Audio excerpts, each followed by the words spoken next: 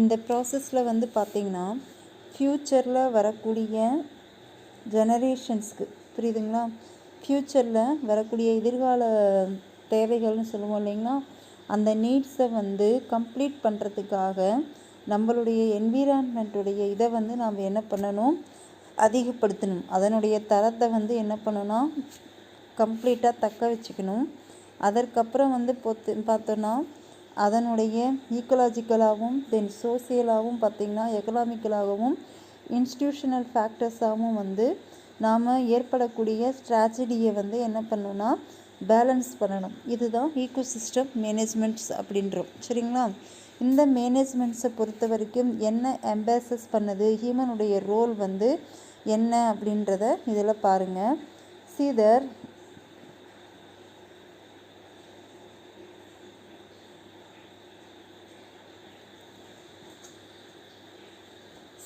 here ecosystem management emphasizes an human role in judicious uses of ecosystems and for sustained benefits through minimal human impact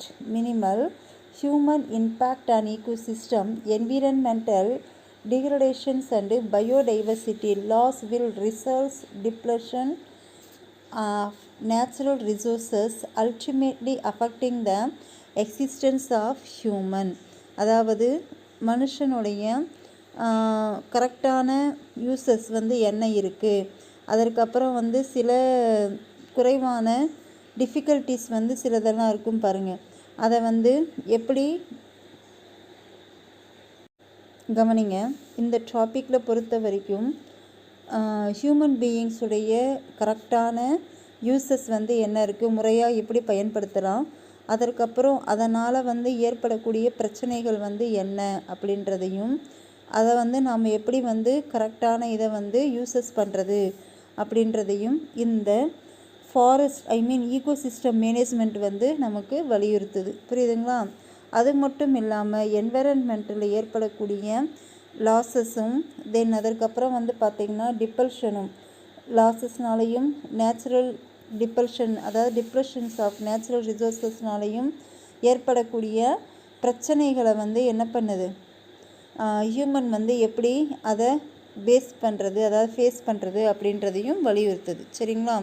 by 2025 at least 3.5 billion people, nearly 50% of the world's populations are projected to face water scarcity. IUCN அதாவது IUCN அப்படின்ற நிறுவனம் வந்து அமைப்பு வந்து என்ன சொல்லி இருக்குது அப்படின்னு பார்த்தோம்னா 2025க்குள்ளே அட்லீஸ்ட் இருக்கக்கூடிய மக்கள் தொகையில் 3.5 பில்லியன் மக்கள் தொகையில் இருக்கக்கூடிய கிட்டத்தட்ட 50% பீப்புள் வந்து பார்த்தோன்னா வேர்ல்டில் வந்து பாப்புலேஷன் அதிகரிக்கிறதுனால என்ன பண்ண வேண்டியதாக இருக்கும், தண்ணிக்காக பல பிரச்சனைகளை வந்து சமாளிக்கக்கூடிய நிலைக்கு தள்ளப்படுறாங்க அப்படின்னு சொல்கிறாங்க. சரிங்களா? Forest house approximately 50% of global biodiversity and at least 300 million people are dependent on forest goods and services to sustain their livelihood. IUCN அதாவது ஃபாரஸ்ட் ஹவுஸ் அப்படின்னு சொல்கிறோம். ஃபாரஸ்ட் ஹவுஸ் அப்படின்னா வந்து என்ன அப்படின்னு பார்த்தோன்னா வேர்ல்டு லெவலில் இருக்கக்கூடிய நம்மளுடைய இது 50% ஆஃப் ஃபாரஸ்ட் வந்து நம்மளுடைய இதில் வந்து இருக்குது. அதில் வந்து குறைஞ்சபட்சம் வந்து பார்த்திங்கன்னா 300 million பீப்புள்ஸ் வந்து தங்களுக்கு தேவையான வாழ்வாதாரத்தை வந்து எதிலிருந்து வந்து எடுக்கிறாங்க அப்படின்னு சொல்கிறாங்க, அவனுடைய ஃபாரஸ்ட் மூலமாக தான் வந்து எல்லாத்தையுமே வந்து ரிசீவ் பண்ணிக்கிறோம் அப்படின்றதையும் என்ன பண்ணுறாங்கன்னா இந்த IUCN அமைப்பு வந்து சொல்லியிருக்கு. புரியுதுங்களா? நெக்ஸ்ட் ஒன் வந்து இதனுடைய ஸ்ட்ராட்டஜி வந்து என்ன இருக்குது, அதாவது இதனுடைய என்னென்ன அதாவது என்ன சொல்கிறது உக்திகள் அப்படின்னு சொல்லுவோம் இல்லைங்களா, அது வந்து என்னென்ன மேனேஜ்மெண்ட்டில் வந்து என்னென்ன ப்ராப்ளம்ஸை வந்து இது பண்ணுறது அப்படின்றத சொல்லியிருக்கிறாங்க பாருங்கள். It is used to maintain biodiversity of ecosystem. இது வந்து என்ன பண்ணுது அப்படின்னு பார்த்திங்கன்னா பயோடைவர்சிட்டியை வந்து பராமரிக்க சொல்கிறாங்க. புரியுதுங்களா? மெயின்டைன் பண்ணுறது பயோடைவர்சிட்டியை வந்து என்ன பண்ணும், மெயின்டைன் பண்ணணும். It helps in indicating the damaged ecosystem. Some species indicating the health of the ecosystem. Such species are called flagship species. கவனிங்க, இதில் வந்து ஹெல்ப் ஆகுது. இண்டிகேட்டிங் த டேமேஜ்டு ஈகோசிஸ்டம்னு சொல்கிறோம். சில ஸ்பீஷியஸ் வந்து இண்டிகேட்டிங்காக இருக்குது. இண்டிகேட் அப்படின்னா வந்து மோட்டிவேட் அப்படின்றது தூண்டுறது அப்படின்னு சொல்கிறது, புரியுதுங்களா? அந்த மாதிரி இருக்குது. ஸோ அந்த மாதிரி இருக்கக்கூடிய ஈகோசிஸ்டத்தை வந்து நாம் என்ன சொல்கிறோன்னா ஃப்ளாக்ஷிப் ஸ்பீஷியஸ் அப்படின்னு சொல்கிறோம். ஓகேங்களா? எந்த ஸ்பீஷியஸை வந்து ஃப்ளாக்ஷிப் ஸ்பீஷியஸ்ன்னு சொல்கிறோம்? இண்டிகேட்டிங் ஸ்பீஷியஸை தான் நம்ம என்ன சொல்கிறோன்னா ஃப்ளாக்ஷிப் ஸ்பீஷியஸ்ன்னு சொல்கிறோம். Okay, it is used to recognise the invertibility of ecosystem change and plan accordingly. இது வந்து ரெகக்னைஸ் பண்ணுது. இன்வெர்டிபிலிட்டியாக வந்து ரெகக்னைஸ் பண்ணி அந்த அக்கார்டிங்காக வந்து அந்த ஈகோசிஸ்டத்தையே வந்து என்ன பண்ணுன்னா சேஞ்சஸ் பண்ணும். சரிங்களா? It is one of the tools used for achieving sustainability of ecosystem through sustainable development programme or project. இது வந்து ஒரு டூலாக வந்து இருக்குது. எதுக்கு அப்படின்னு வந்து பார்த்திங்கன்னா அச்சீவிங் சஸ்டைனபிலிட்டி ஈகோசிஸ்டத்தை வந்து அச்சீவிங் சஸ்டைனபிலிட்டியாக இருக்குது. எதன் மூலமாக பார்த்தீங்க அப்படின்னு பாருன்னா சஸ்டைனபிள் டெவலப்மெண்ட் ப்ரோக்ராமாக வந்து இருக்குது, அல்லது இது ஒரு ப்ராஜெக்டாக கூட இருக்கும் அப்படின்றோம். சரிங்களா? It is also helpful in identifying ecosystems which are in need for rehabilitation. கவனிங்க, இது வந்து என்ன பண்ணுது அப்படின்னு பாருங்கள். ஐடென்டிஃபையிங் ஈகோசிஸ்டம்ஸை வந்து ஐடென்டிஃபை பண்ணுறதுக்கு ஒரு ஹெல்ப்ஃபுல்லாக இருக்குது.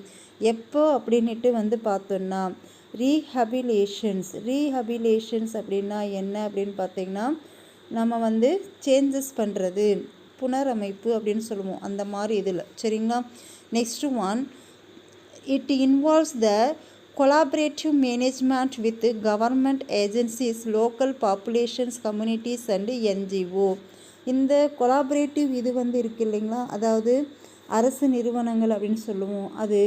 அதுக்கப்புறம் வந்து உள்ளூர் மக்கள் எல்லாம் வந்து லோக்கல் பாப்புலேஷன் சில பேர் வந்து இருப்பாங்க, சில ஏஜென்சிஸ் வந்து இருப்பாங்க, அதற்கப்புறம் வந்து என்ஜிஓஸ் எல்லாம் இருப்பாங்க, புரியுதுங்களா? அதனோட இந்த மேனேஜ்மெண்ட் வந்து தொடர்பில் இருக்கும். எந்த மேனேஜ்மெண்ட்? Ecosystem managements. ஓகேங்களா? It is used to build the capacity of local institutions and community groups to assume responsibility for long term implementations. அதாவது இந்த ஃபாரஸ்ட் ஈகோசிஸ்டம் மேனேஜ்மெண்ட் வந்து இருக்குது இல்லைங்களா, அந்த ஈகோசிஸ்டம் மேனேஜ்மெண்ட்டுடைய அந்த டைமிங் வந்து இருக்குது இல்லைங்களா, அது என்ன சொல்கிறதுனா ஃபார் திஸ் எக்ஸாம்பிள்ஸ் வந்து அதனுடைய நடவடிக்கைகள் எல்லாம் இருக்கும். அந்த நடவடிக்கைகள் வந்து முடிஞ்சதுக்கப்புறம் கூட வந்து என்ன பண்ணலான்னா நீண்ட காலமாக வந்து செயல்படாமல் சில லோக்கல் ஏஜென்சிஸ் எல்லாம் இருக்குது இல்லைங்களா, அது வந்து என்ன பண்ணாமல் இருக்குது, அந்த ஒர்க்கை வந்து கம்ப்ளீட் பண்ணலை அப்படின்ற டைமிங்கில் வந்து இதற்காக சில குரூப்ஸை வந்து என்ன பண்ணியிருப்பாங்கன்னா பிரித்து அதை வந்து என்ன பண்ணியிருப்பாங்க, ரெஸ்பான்சிபிலிட்டி அவங்க தான் வந்து அந்த கம்ப்ளீட் பண்ணுறதுக்கான ரெஸ்பான்சிபிலிட்டிஸ் அப்படின்னு சொல்கிற லாங் டேர்ம் இம்ப்ளிமெண்டேஷனையும் வந்து இந்த ஈகோசிஸ்டம் மேனேஜ்மெண்ட்ஸ் வந்து ப்ரொவைட் பண்ணுது. சரிங்களா? Next one urban ecosystem restorations model.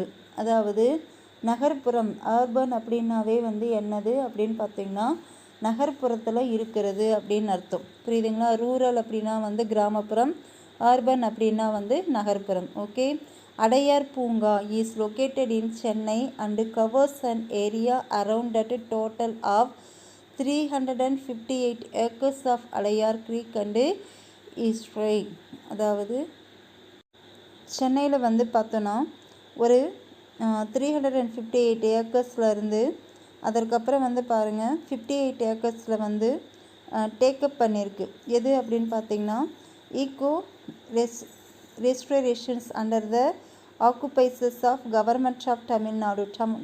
Government of Tamil Nadu வந்து என்ன பண்ணியிருக்குன்னா இந்த அடையார் பூங்காவை வந்து ஆரம்பிச்சிருக்காங்க.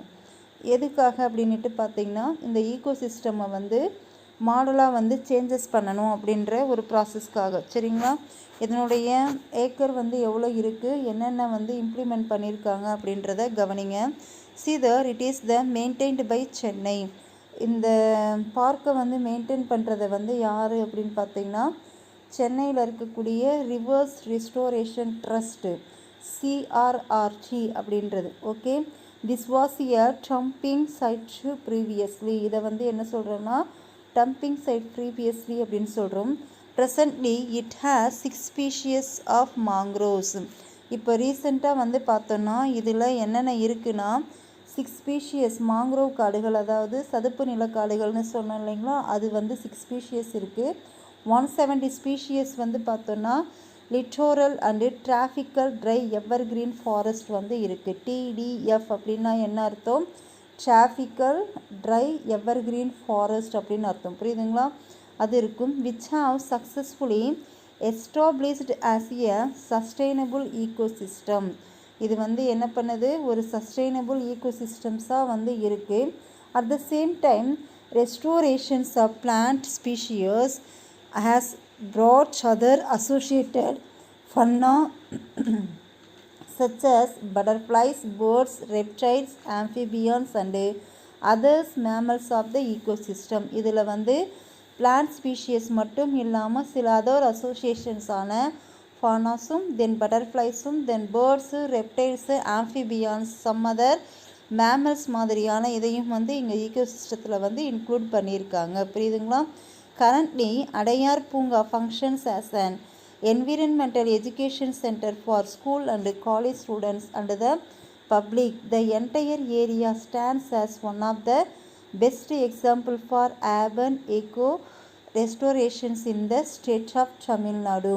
கவனிங்க, இந்த அடையாரில் இருக்கக்கூடிய பூங்கா வந்து பார்த்தோங்கன்னா ஒரு என்விரான்மெண்டல் எஜுகேஷன் சென்டராகவும் இருக்குது, காலேஜஸ்க்கு, ஸ்கூல்ஸ்க்கு, தென் பப்ளிக்கு. இந்த என்டையர் ஏரியா ஸ்டாண்ட்ஸே வந்து பார்த்திங்கன்னா ஒரு பெஸ்ட்டு எக்ஸாம்பிள்ஸாக வந்து இருக்குது. எதற்கு அப்படின்னு பார்த்தீங்கன்னா it is the best example for urban eco restorations in the state.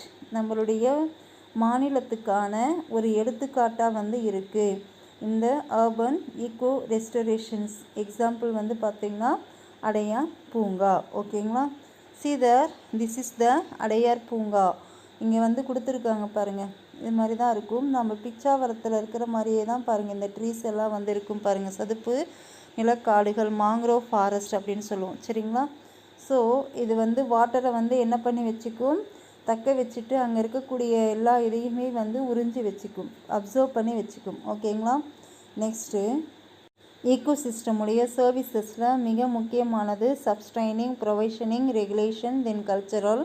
தென் இது எல்லாமே வந்து எப்படி நாம் ரிசீவ் பண்ணுறோம், தென் அதற்கான எக்ஸாம்பிள்ஸ் என்னென்ன இருக்குது, நியூட்ரியன் சைக்கிளிங், தென் சாயில் ஃபார்மேஷன்ஸ், தென் ப்ரைமரி ப்ரொடக்ஷன்ஸ். ப்ரொவிஷனிங் அப்படின்னாவே ஃபுட் அண்டு ஃபைபர், ஃபியூல், இது எல்லாம் தான். இதில் வந்து பார்த்தோன்னா ரெகுலேஷன்ஸ் இருக்கும், தென் கல்ச்சரல்ஸ், இந்த மாதிரி சம் எக்ஸாம்பிள்ஸ் வந்து பார்த்தோம். ஹெல்த் ரிலேட்டடான இதை வந்து நம்ம எப்படி வந்து ரிசீவ் பண்ணுறது, சம் மெடிஷன்ஸ் எல்லாமே வந்து தேவைப்படும், அது வந்து எந்த சிஸ்டத்தை வந்து சேர்ந்தது அப்படின்றத பார்த்து முடித்தோம். சரிங்களா?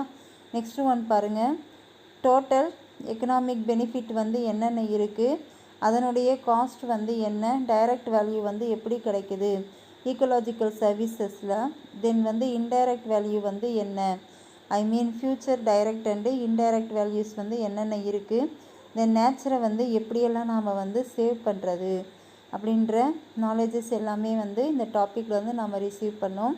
ரிமைனிங் டாபிக்ஸ் வந்து நெக்ஸ்ட் கிளாஸில் பார்க்கலாம்.